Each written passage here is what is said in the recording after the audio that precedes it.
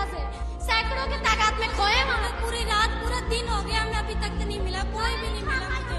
कल पे एक पानी खाना नहीं जा रहा हमारे मुँह, तो क्या करें। फूफा को सब सामान देकर गए थे लोग स्नान करने के लिए, उसी बीच भगदड़ हुआ। भगदड़ में पता ना वो लोग कहाँ चले गए।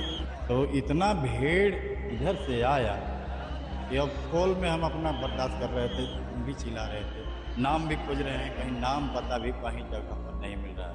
मेरी माता जी भी सिंह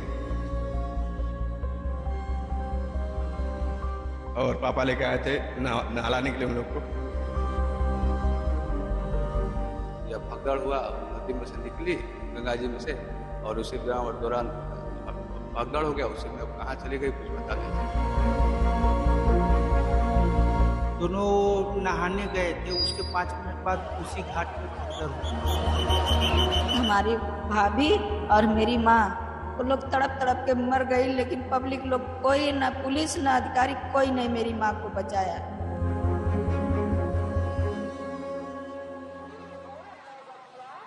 नमस्कार, इस समय की बड़ी खबरों से आपको करने खबरदार। मैं हूं श्वेता सिंह। प्रयागराज मेला क्षेत्र में हम इस समय मौजूद हैं, जहां की भगदड़ के बाद यहां पर प्रशासन पुलिस की तरफ से व्यवस्थाओं को बेहतर करने, दुरुस्त करने की कोशिशें की जा रही हैं। हम आपको इसी से जुड़ी तमाम खबरें दिखाएंगे, लेकिन सबसे पहले हम आपको दिखाते हैं कि किस तरीके से यहां पर उत्तर प्रदेश के डीजीपी भी पहुंचे, जो भगदड़ की जगह थी वहां पर पहुंचे, और वहां पर जो मचान बने रहते हैं पुलिस के लिए, ताकि एक ऊंचाई से वो नीचे की तरफ देख पाए, उस इलाके का उन्होंने दौरा किया, सर्वेक्षण किया। ये समझने की कोशिश की जा रही है कि दरअसल ये भगदड़ हुई तो किस तरीके से हुई, कहां पर कौन सी व्यवस्था है जिसे बेहतर किया जा सकता है। इस बड़ी खबर के साथ ही हम आपको सीधे लिए चलते हैं अपने संवाददाता कुमार अभिषेक के पास, जो कि इस समय हमारे साथ जुड़ रहे हैं। अभिषेक, डीजीपी के पहुंचने के साथ और वरिष्ठ अधिकारियों के यहाँ पर पहुंचने के साथ क्या खबर है, किस तरह का सर्वेक्षण किया गया है, किस तरह की समीक्षा की जा रही है? चलिए हम उनसे बातचीत करें, उससे पहले ये रिपोर्ट आपको दिखा देते हैं।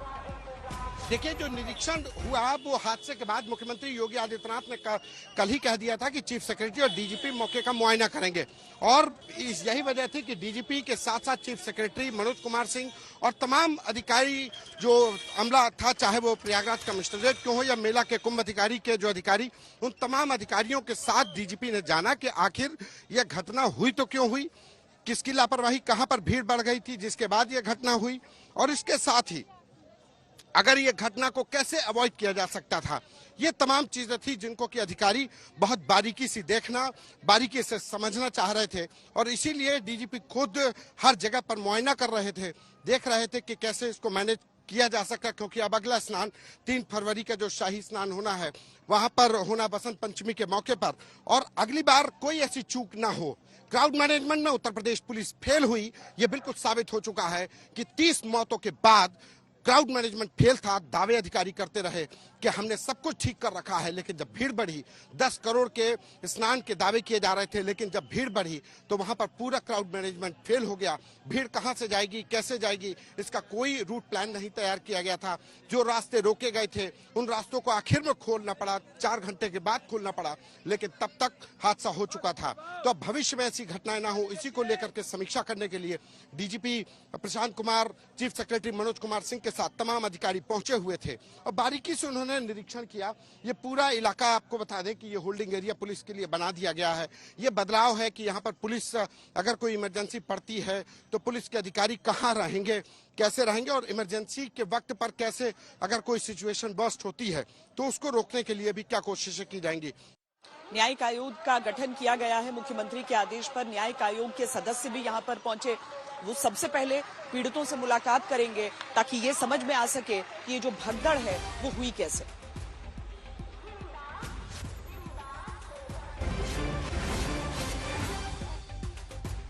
तो न्यायिक जांच जो है इस पूरे मामले में शुरू हो गई है, जो आयोग गठन किया गया है वो हमारे साथ है। आप देख सकते हैं इसमें पूर्व जज हैं और पूर्व आईपीएस, पूर्व डीजी हैं, पूर्व आईएएस हैं। आप लोग सर किस तरीके से पूरे जांच को करने वाले हैं, क्या कुछ कहेंगे?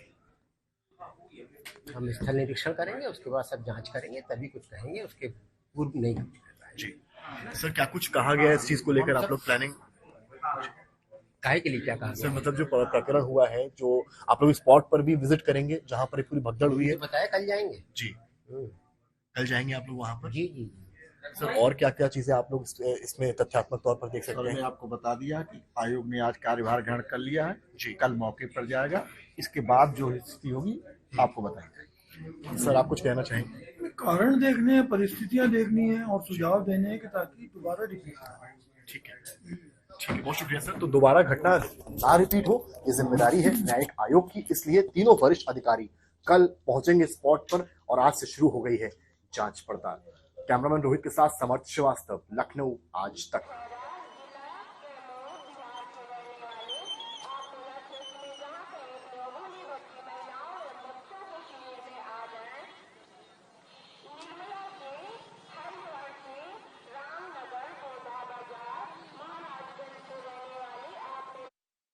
सरकार ने जो मृतकों की संख्या जारी की है, जो सूची जारी की है, उसमें 30 लोगों के बारे में जिक्र है, लेकिन समाजवादी पार्टी की तरफ से बड़ा आरोप लग रहा है। समाजवादी पार्टी का कहना है कि इससे कहीं ज्यादा संख्या मृतकों की और घायलों की है। अखिलेश यादव ने ये कहा कि सरकार की तरफ से अब जरूरी है कि जो मृतक हैं और घायल हैं उनके नामों की सूची जारी की जाए। उन्होंने साथ ही ये भी कहा कि वो मृतकों के परिजनों से मिलने या फिर घायलों से मिलने के लिए नहीं जाएंगे, वरना ये कहा जाएगा कि वो सियासत कर रहे हैं इस मुद्दे पर।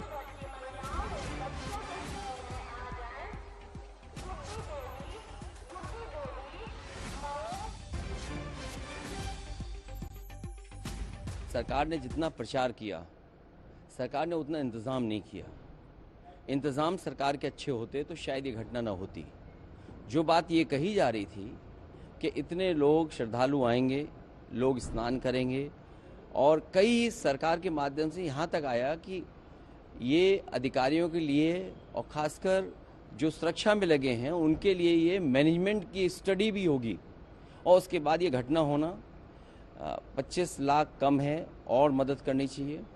साथ ही साथ उन सब की सूची जारी करनी चाहिए जिन श्रद्धालुओं की मृत्यु हुई है या वो श्रद्धालु जो लापता हैं, क्योंकि आशंका बहुत है, लोगों में कन्फ्यूज़न है। मैं पीड़ितों से मिलने नहीं जाऊंगा क्योंकि बीजेपी के लोग ये आरोप लगाएंगे कि हम लोग राजनीति कर रहे हैं। हम लोग किसी भी विषय पर राजनीति नहीं करना चाहते हैं। हमारे संवाददाता संतोष शर्मा इस समय हमारे साथ फोन लाइन पर सीधे संगम क्षेत्र से ही जुड़ रहे हैं। संतोष, जिस तरीके से यहाँ पर डीजीपी, मुख्य सचिव सब पहुंचकर यहाँ पर उन्होंने पूरी समीक्षा की है, उसमें क्या अब तक निकल कर आया है? क्या कुछ गलतियां ऐसी हैं जो उन्हें समझ में आ रही हैं या बदलाव जो ऐसे स्पेसिफिक तौर पर किए जाएंगे? संतोष, देखिए, बिल्कुल ये जिम्मेदारी तय करने के लिए और बदलाव को करने के लिए ही मुख्यमंत्री योगी आदित्यनाथ ने चीफ सेक्रेटरी मनोज कुमार सिंह और डीजीपी प्रशांत कुमार को विशेष तौर पर आज भेजा है, और वो बदलाव देखने के लिए और कैसे कल ये घटना हो गई जब इतना क्राउड मैनेजमेंट इतना किया जा रहा था, इंतजाम किए जा रहे थे, तो उसके बाद से आज वो उस जगह पर भी गए, वो जो पर्टिकुलर जगह जिसको कि संगम न्यूज पॉइंट कहते हैं, जहां पर भगदड़ मची, तो उन जगहों पर भी गए। वो जो जहां पे रूफटॉप ड्यूटी लगी होती है पुलिस की, वहां पर जाकर के देखा कि आखिर क्राउड मैनेजमेंट में कहां से बदलाव किया जाए, और उसके बाद अब वो अधिकारियों के साथ इंटरनेशनल जो कंट्रोल रूम है पुलिस का, वहां पर वो अधिकारियों के साथ बैठक कर रहे हैं। वो माइन्यूट जो जिसको कहते हैं कि बहुत छोटी छोटी जानकारियां ले रहे हैं, छोटे छोटे निर्देश दे रहे हैं कि आखिर भीड़ का जो प्रेशर है वो जब बढ़ जाता है तो उसको कैसे कंट्रोल करना है। भीड़ का अगर प्रेशर बढ़ता है तो उसको पुलिस कैसे डाइवर्ट करेगी। जो लोग रात में ब्रह्म मुहूर्त में ही स्नान करने के लिए आए तो उनको कैसे वहां पर स्नान करा करके रोकना नहीं है, आगे बढ़ा देना है। या कई लोग रात में पहुंच जाते हैं, उसके बाद भी वो लोग स्नान नहीं करते हैं। तो तमाम चीजें हैं जिसको बहुत छोटे स्तर पर देखना होगा, क्योंकि अभी तो 2 बड़े स्नान गुजरे हैं, 3 स्नान अभी बाकी है। 3 तारीख का जो बसंत पंचमी का बड़ा स्नान होगा, इसके बाद स्नान, और आखिरी 26 फरवरी का स्नान। ये 3 स्नान जो होंगे वो बहुत महत्वपूर्ण है, और जो कुछ मौनी अमावस्या के स्नान के वक्त हुआ वो कम से कम उससे एक सबक लेने की और जिम्मेदारी जरूर तय की जाएगी। क्योंकि कल मुख्यमंत्री ने ये जरूर कहा कि ये घटना क्यों हुई, हमें हर घटना से सबक लेना चाहिए, तो हम उस घटना से सबक लेंगे और कौन जिम्मेदार है इस बात को लेकर के भी तय किया जाएगा। हालांकि न्यायिक आयोग भी गठित कर दिया गया, और ये मुझे लगता है कि अपने आप में एक बड़ी बहुत सुपरफास्ट काम भी हुआ कि कल न्यायिक आयोग गठित हुआ और इस योगी सरकार में पहली बार किसी न्यायिक आयोग ने दूसरे दिन चार्ज भी ले लिया और वो अपने दफ्तर में जाकर के आज उसने मीडिया को ब्रीफ भी किया लखनऊ में। तो ये एक कुंभ में जिस तरीके से घटना हुई उसके बाद 3 सदस्यीय जांच आयोग जिसमें संतोष, ये वाकई इन बदलावों की आवश्यकता है और जो बदलाव किए गए हैं वो सारे बदलाव हम आपको दिखाते हैं। 5 अपडेट जो है इससे जुड़े हुए, जिसमें ये सारा आप क्रम समझ जाएंगे कि किस तरीके से अब देखिए भीड़ के नियंत्रण के लिए बहुत सारी कोशिशें अब की जा रही हैं। जो 5 अहम बदलाव हैं वो हम आपको बताते हैं कि पहला, मेला क्षेत्र में वीआईपी कल्चर बंद किया जा रहा है, यानी वीआईपीज को लेकर जो एक तरह से अभी तक प्रहार किया जा रहा था, क्या उनके प्रबंधन के कारण आम लोग फंस रहे हैं उन चीजों को लेकर, तो अब सब समान होंगे ये बताया जा रहा है। दूसरा ये कि हादसे की वजह और जिम्मेदारियों का पता लगाने के लिए न्यायिक आयोग समेत 3 जांच चल रही है। तीसरी है कि मेला क्षेत्र में विशेष अधिकारियों की तैनाती की गई है। चौथी है कि प्रयागराज के अंदर और आसपास के जिलों में ट्रैफिक की आवाजाही के लिए नए प्लान पर काम शुरू हो चुका है। और 5वां अपडेट ये है कि हादसे को लेकर सुप्रीम कोर्ट में जनहित अर्जी दाखिल की जा चुकी है। जो आगामी बसंत पंचमी का मुख्य स्नान पर्व है उसके लिए हम लोग तैयारी कर रहे हैं और अगेन पूरे जो हमारा पिलग्रिम मूवमेंट है उसकी तैयारी कर रहे हैं। उसी के विषय में ड्यूटीज को और स्ट्रेंथन किया जा रहा है। फिलहाल अभी सुबह हम लोगों ने सारे पुल खुलवाए हैं, भीड़ का प्रेशर कम हो गया इसलिए, लेकिन बसंत पंचमी से पहले अगेन जो हमें जोनल प्लान लागू करने के लिए जैसे पुल बंद कराने होते हैं खुलवाने होते हैं उसी अनुसार करवाएंगे। सर, मुख्यमंत्री ने कहा है कि वीआईपी कल्चर बंद करेंगे और गाड़ियां नहीं आने देंगे परिसर में। ऑलरेडी हम लोगों ने निर्देशों के क्रम में ये डिसाइड किया हुआ है कि जैसे 29 तारीख को कोई वीआईपी मूवमेंट अलाउड नहीं था, इसी प्रकार 3 तारीख को भी कोई वीआईपी मूवमेंट अलाउ नहीं होगा। कल का जब पर्व संपन्न हो गया उसके बाद उत्तर प्रदेश के मुख्यमंत्री योगी आदित्यनाथ ने जो अखाड़े थे उनके सहयोग के लिए उन्हें धन्यवाद कहा। अखाड़ा परिषद के जो प्रमुख हैं महंत रविंद्र पुरी, उनसे आज मैंने बातचीत की, जाना कि अगले स्नान से पहले संत समाज क्या सोच रहा है। दूसरे अमृत स्नान के दिन जिस तरह की दुर्भाग्यपूर्ण घटना हुई उसके बाद संत समाज का जो रुख रहा अपने दायित्व का निर्वहन करते हुए उसकी सराहना भी हुई, लेकिन इसके साथ ही अमृत स्नान के लिए वापस निकल कर आना जो बहुत आवश्यक था अमृत स्नान के लिए, उस परंपरा के लिए, तो अखिल भारतीय अखाड़ा परिषद के जो अध्यक्ष हैं, जो प्रमुख हैं, महंत रविंद्र पुरी हमारे साथ हैं। बहुत स्वागत है आपका। बहुत बहुत आशीर्वाद, साधुवाद। कल बहुत कठिन रहा होगा पहले निर्णय लेना कि हम रद्द करें एक ऐसा दिन जो कठोर साधना साधु करते रहते हैं, संत समाज करते रहता है, उसके बाद कि हम नहीं जाएंगे। आपने कहा जनहित का ध्यान हम रख रहे हैं, सबके सरोकार की बात है। और उसके बाद क्या योगी जी ने निजी रूप से बात की थी आप सबसे कि स्नान करें? बहुत बहुत आशीर्वाद, साधुवाद। हमारे जितने भी अखाड़े थे सुबह 4 बजे हम स्नान के लिए निकल रहे थे। जितने भी हमारे सिंहासन है, महामंडलेश्वर आचार्य महामंडलेश्वर सभी लाइन में लगे हुए थे, नागा सन्यासी लाइन में लगे हुए थे और सभी का प्रयास था हमारा स्नान बहुत दिव्य होगा, भव्य होगा। और जब हमें सूचित किया गया कि ऐसी जब घटना हमने सुनी, जो अप्रिय घटना हुई, तो हमें बहुत दुख हुआ, बहुत कष्ट हुआ कि देखिए हमने ये चाहा था, सरकार ने चाहा था, हमने चाहा था, हम यहाँ से संदेश देंगे कि ऐसा महाकुंभ हुआ है जो 140 साल के बाद आया है, ना भूतो ना भविष्यति, लेकिन हमारा दुर्भाग्य था जो ये अप्रिय घटना घट गई। इसलिए हमने तुरंत निर्णय लिया कि घाटों पे करोड़ों की संख्या में यात्री था, श्रद्धालु था, ऐसे में अगर हम स्नान करने जाते तो बहुत वो उचित नहीं होता, बहुत बुरा होता। हमने चाहा सबसे पहले जितने भी श्रद्धालु इनका स्नान हो जाए और इनके सुख में ही हमारा सुख है, इनके स्नान में भी हमारा स्नान है और उनके पश्चात अगर समय मिलता हम स्नान करेंगे, नहीं समय मिलता है हम बसंत पंचमी पे स्नान करेंगे। अब बसंत पंचमी के स्नान को लेकर किस तरह की तैयारी संत समाज की तरफ से हो रही है, क्योंकि अब उसके साथ एक तरह से संपन्न होगा आप सबके लिए भी और यहाँ से धीरे धीरे जो संत समाज है वो भी वापसी का रुख करने लगेगा। लोगों के पास तो समय 26 तक है। आपको लगता है कि जो एक ही तिथि पर सब आने का प्रयास करते हैं, लोगों को आप क्या कहेंगे, श्रद्धालुओं को, कि कितना उनके पास समय है, कभी भी स्नान महाकुंभ में करें तो क्या उतना ही पावन, उतना ही पुण्य? हमारा जो आस्था का पर्व इसमें आपको आना चाहिए और 140 साल के बाद ऐसा महाकुंभ हुआ है और सबको आना चाहिए। और मैं ये अपील करना चाहूंगा कि जितने हमारे श्रद्धालु हैं सभी बसंत पंचमी पे आए। ऐसा कुछ नहीं, आप मत डरें। लोगों ने प्रचार जो किया है ये झूठ है, क्योंकि कहीं लोग हमारे विरोधी है, वो नहीं चाहते कि सनातन हमारा जो महाकुंभ हो। और लोगों ने प्रयास किया था कि हम महाकुंभ को बदनाम कैसे करें। आपको याद में दिलाना चाहूंगा, जब हम यहाँ आए थे लोगों ने हमें टारगेट करना शुरू किया था कि ये पापी लोग हैं, इसीलिए गंगा में स्नान करना चाहते हैं। कई लोगों ने ये कहा था कि ये वक्फ बोर्ड की भूमि है। नाना प्रकार के लोग, जितने भी दल है, सब ने अपना अपना विरोध किया था। तो मेरा मानना है कि एक इस महाकुंभ को उनकी जो नजर है वो लग गई। व्यवस्था बेहतर होने की जरूरत है, व्यवस्था को लेकर आपकी क्या?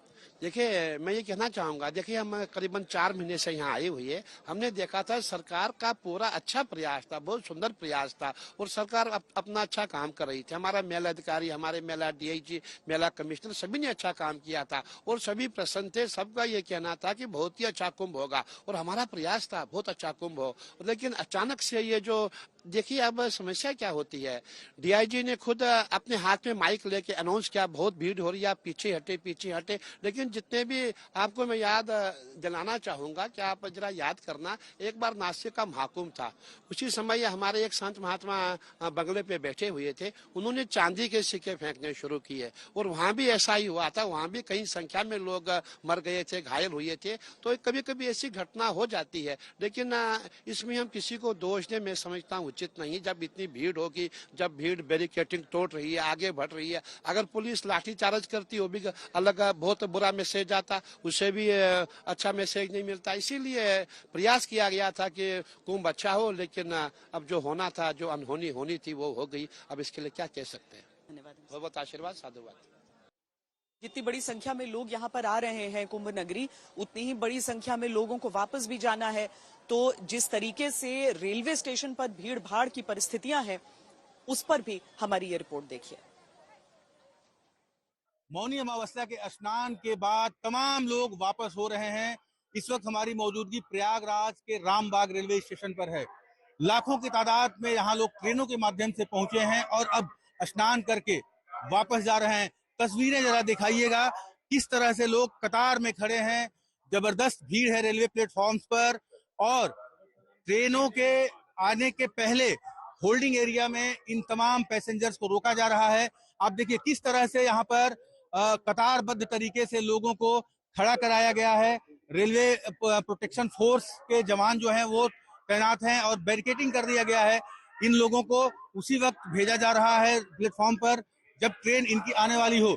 इधर आप देखेंगे, दूसरी तरफ देखेंगे तो किस तरह से आप देखिए, जहां तक आपकी नजर जाएगी, टॉप एंगल से हम आपको दिखाने की कोशिश कर रहे हैं, जहां तक आपकी नजर जाएगी वहां तक यात्री ही यात्री, श्रद्धालु ही श्रद्धालु दिखाई दे रहे हैं। तो बनारस जाना है, कब से यहाँ पर खड़ी हैं आप? 2 घंटा से 2 घंटे से खड़ी हैं। हाँ। कहाँ जाना है आपको? वाराणसी। बनारस जाना है। काशी से आप आए हैं स्नान करने के लिए, कैसा रहा स्नान? स्नान तो ठीक रहा है, लेकिन भीड़ बहुत ज्यादा है। कोई ये बताइए, कल जो घटना हो गई थी उसको लेकर के डर लगा मन में? डर तो लगा, लेकिन तो स्नान तो करना था। ये बताइए, कितने देर से यहाँ ट्रेन का इंतजार कर रहे हैं? 2-4 घंटे से। 4 घंटे से। ये बताइए जरा, आप आगे आ जाइएगा। खबरदार में अभी के लिए इतना ही। देश और दुनिया की बाकी खबरों के लिए आप देखते रहिए आज तक।